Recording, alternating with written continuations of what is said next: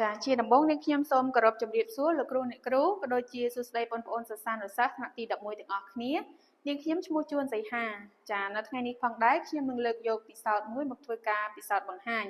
ដែលស្ថិតនៅក្នុងកម្រិតថ្នាក់ទី11ស្ថិតនៅចំពោះទី5មេរៀនទី1អមញ្ញៈក្រោមប្រធានបទអត្តសញ្ញាណកម្មពុស្ម័នអមញ្ញៈបំណងនៅក្នុងការធ្វើពិសោធន៍នេះផងដែរគឺដើម្បីបញ្ជាក់វត្តមានឧស្ម័នអមញ្ញៈដោយប្រើกระดาษទូនីសិលបានត្រឹមត្រូវតាមរយៈការធ្វើពិសោធន៍ចាអញ្ចឹងយើងដឹងហើយថារូបធាតុដើមក្នុងការផលិតជីគីមីគឺអមញ្ញៈ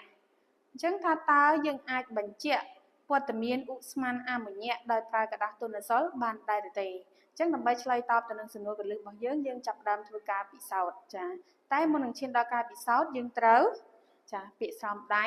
អពិសោធន៍ម៉ាស់ដើម្បីការពារសុវត្ថិភាពក្នុងពេលធ្វើពិសោធន៍ចាចំពោះឧបករណ៍និងសារធាតុគីមីមានដូចជាស្លាបព្រាស៊ីឡាំងក្រាត់កែវអេឡាន់ប៉ងប៉ោងហើយនឹងឆ្នុកក្រដាសទូនីសិលចាសារធាតុគីមីមានដូចជាចាទឹកបិទសូយ៉ូមអ៊ីដុកស៊ីតដែលខ្ញុំបានថ្លឹងរួចជាស្រេចចំនួន5ក្រាមបន្តមកទៀតគឺអាម៉ាញ៉ូមក្លរូចាចំនួន5ក្រាមដូចគ្នាចាដំណើរការពិសោធន៍ចាដំបូងគឺយើងត្រូវចាដាក់ក្រាមសូយ៉ូមអ៊ីដុកស៊ីតដែលខ្ញុំបានថ្លឹងរួចជាស្រេចចំនួន5ក្រាមចូលទៅក្នុងកែវអ៊ីតឡែនរបស់យើង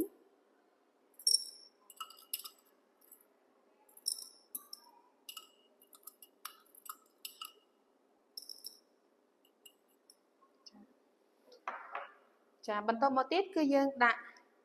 អាម៉ាញ៉ូមក្លរូចូលទៅក្នុងកែវអ៊ីតឡែនដូចគ្នា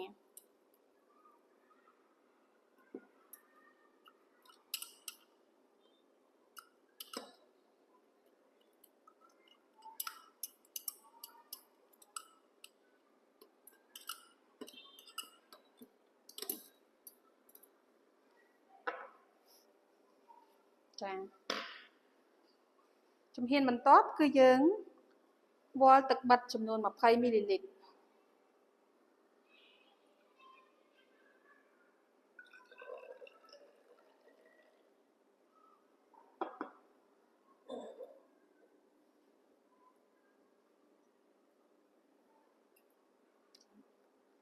បន្តមកទៀតគឺយើងចាក់ទឹកបិទចូល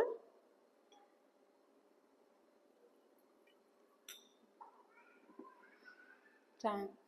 ទុកឲ្យវាមានប្រតិកម្មចំនួន5នាទី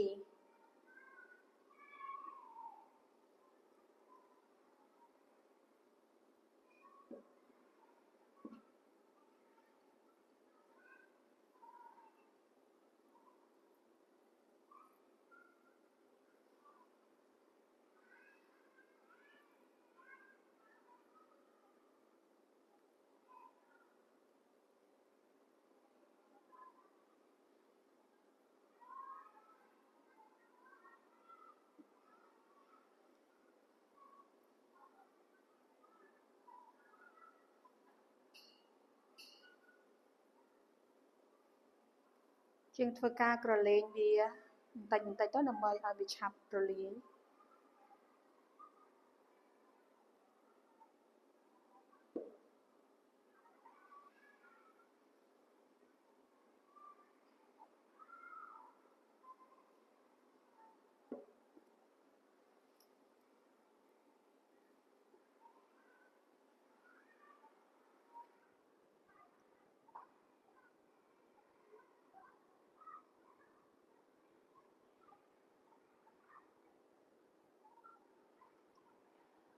ចាបន្ទាប់មកគឺយើងត្រូវ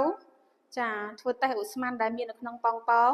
ដោយបង្ហើរវាទៅលើกระดาษទូនីសិលដែលយើងបានជ្រលក់ជាមួយទឹកសិន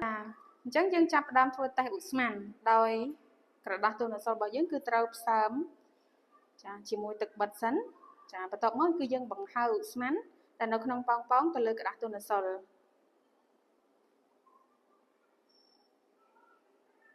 ចាអញ្ចឹងกระดาษទូនីសិលក្រហមរបស់យើងគឺវាបានប្រែពណ៌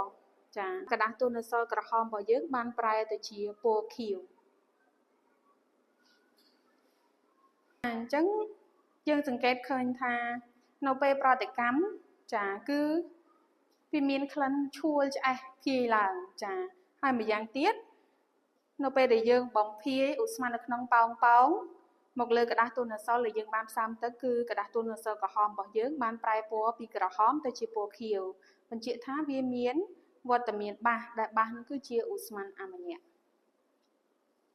អញ្ចឹងការពិសោធន៍របស់នាងខ្ញុំបានឈានមកដល់ទីបញ្ចប់ជាចុងក្រោយនាងខ្ញុំសូមចាអរគុណដល់លោកគ្រូអ្នកគ្រូក៏ដូចជាបងប្អូនសិស្សានុសិស្សដែលតាមដានទស្សនាការពិសោធន៍របស់ខ្ញុំតាំងពីដើមរហូតដល់ចប់សូមអរគុណ